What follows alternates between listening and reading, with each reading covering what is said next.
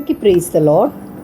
ఈరోజు దేవుని మాట కొరింథీయులకు రాసిన 2వ పత్రిక 10వ అధ్యాయము 18వ వచనం.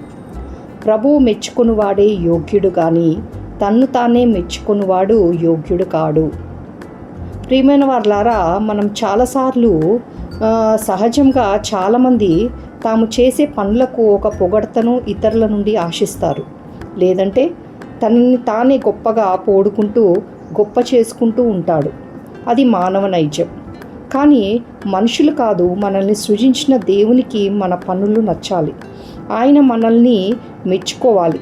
మన పవిత్ర హృదయంతో చేసే ప్రతి పనిని దేవుడు మెచ్చుకుంటాడు. వాక్యానుసారమైన జీవితం జీవిస్తూ ఆయన చిత్తంలో చేసే ఏ పనైనా దేవుని మెప్పును పొందుకుంటుంది. ఆయన నిన్ను నన్ను మెచ్చుకోవాలంటే ఆయనకు నచ్చినట్లుగా మనం జీవించాలి.